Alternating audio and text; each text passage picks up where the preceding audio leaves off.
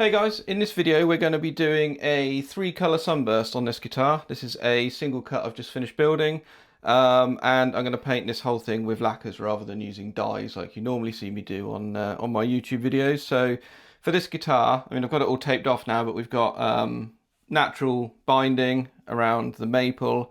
We've got flame maple down the edge of the fretboard. The back is mahogany, so that's all going to be cherry. So I've taped this off in a way that I can do the top color stuff, then I can remove this green tape, leaving just my vinyl tape that I've got around the binding here. I'm going to mix up some paint now, and then we'll get on with spraying a burst. So I'm using Nitorlack lacquer and dyes to do this. I've mixed up some yellow. I appreciate that doesn't look yellow, but I promise you it is. So I've got yellow dye in there, and because we're going to be doing a dark burst, the dark brown tends to darken this whole surface, the overspray, up quite a bit. So I've actually added some chestnut spirit yellow to this, not too much. You can go crazy with this and it looks kind of neon, and that's just going to brighten it up ever so slightly.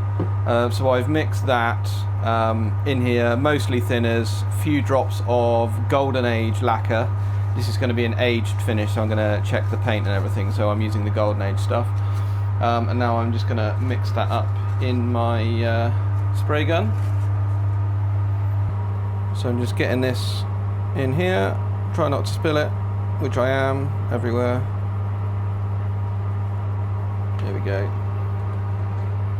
Now I'm going to spray from a distance and try and just mist the whole thing until we have a nice even yellow coverage.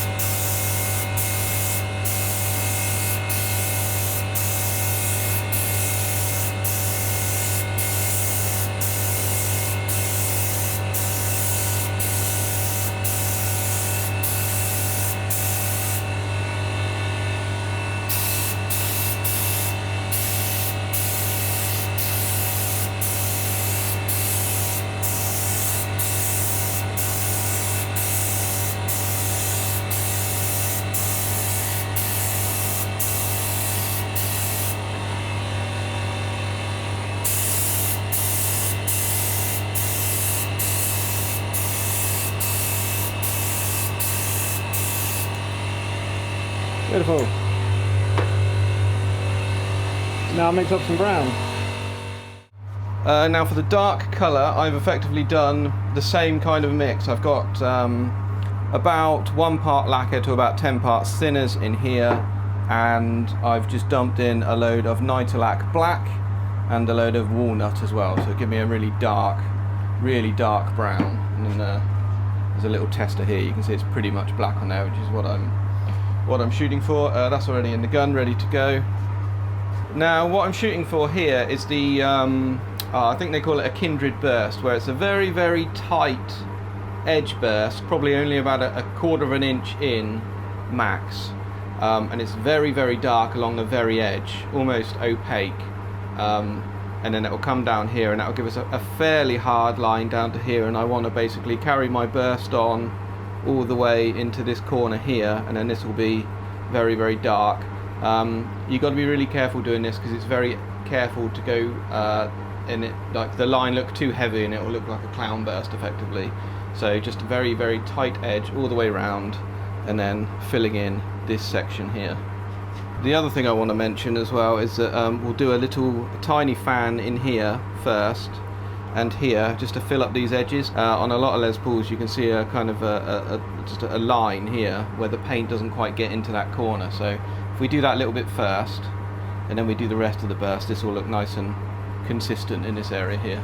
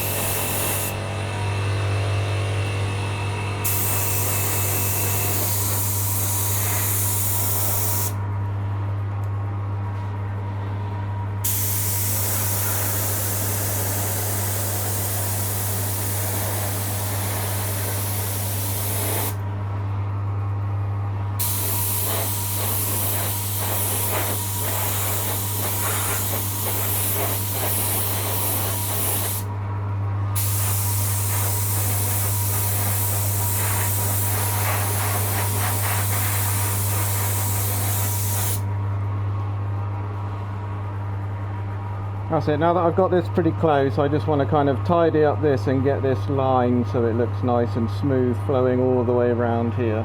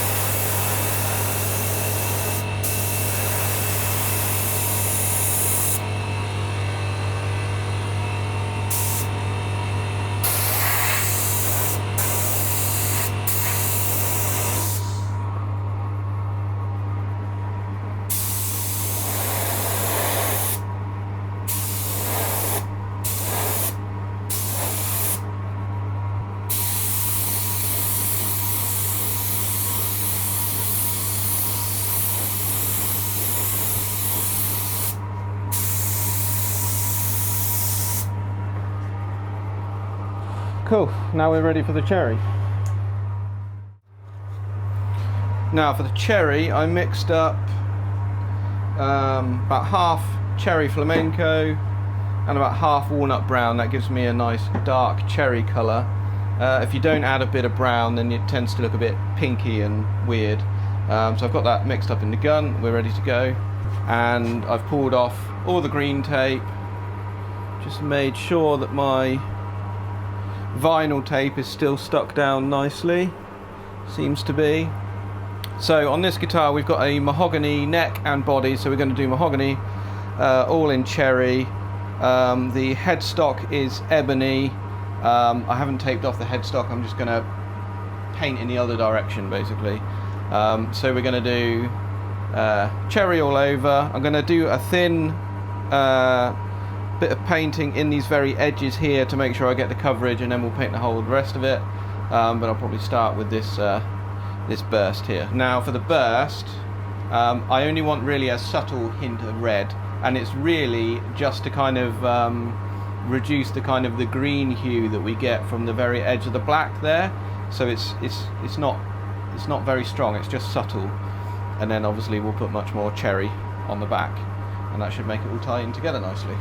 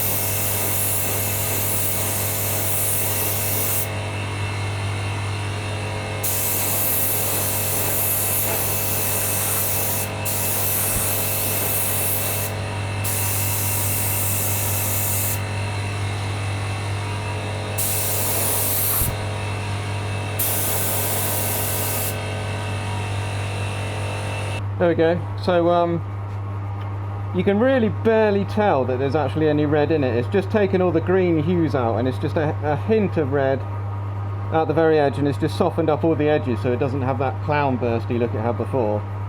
But now that we've got that, we can go on and spray the rest of it.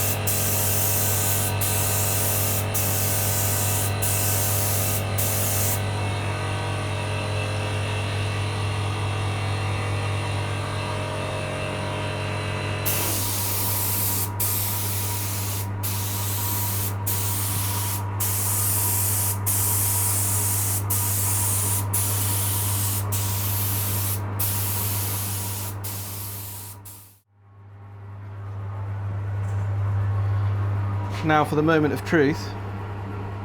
We'll see how good my tape off job was. Oh yeah. That looks great. Now I know some of you might be saying to yourself, oh, it's too dark, you shouldn't have done the cherry so dark. I much prefer the look on the back of a PRS to what's on the back of a Gibson. I just think the sort of dark cherry red wine look looks nicer to my eyes.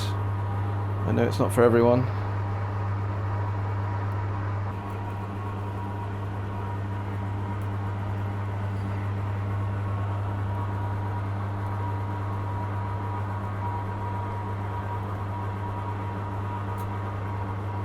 Awesome.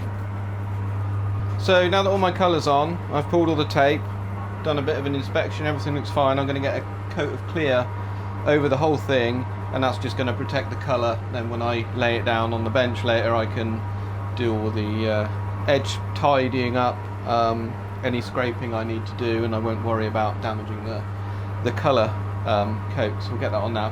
And also it'll bring the gloss back, so it'll give us an idea of what the final product looks like.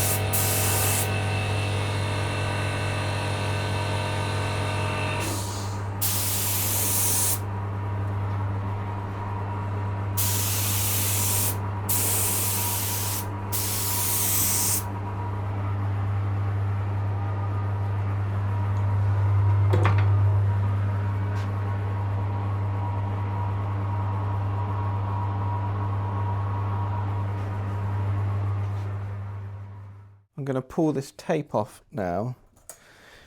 I just want to make sure that no colour got onto the top of the maple binding. It's a lot easier to deal with this now than once we've got a whole load of clear coat on it, so I'll have to reapply the tape obviously, but that's no big deal. There you go, I can see there's some black on there and a bit of red there, so it's easier to address this now than later.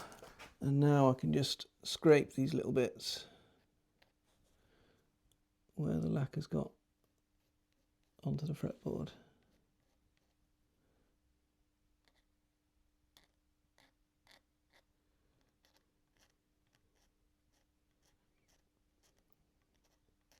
Now I'm just going to roll over all these edges, which will make the binding pop out nicely. I'm just using some 320 grit sandpaper.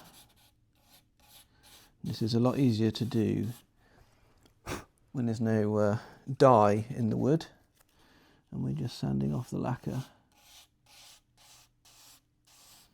This is always what really makes it pop.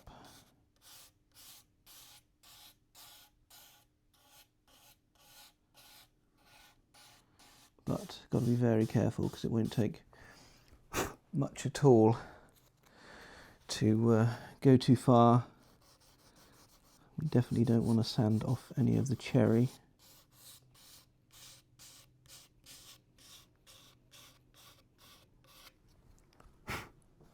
Now in theory we could scrape this and reveal a little bit more, you know, a bit more like on a traditional Les Paul style guitar where you've got plastic binding around the edge, but given that we've just got maple around the edge, I think that might look a bit weird. So we'll just stick with the usual sanding tactic. That seems to work nicely. And then once this is done, we'll get some more clear coat on it and get the finish nice and level and shiny. So this has had 3 coats of clear since I rolled over these edges, and I'll probably spray 9 or 10 more. I won't bore you with that because it's the same thing as what you've seen before. But in 3 or 4 weeks time, when I've got all the clear coat on and it's had time to dry, then I'll do a video on buffing and cracking the paint and everything.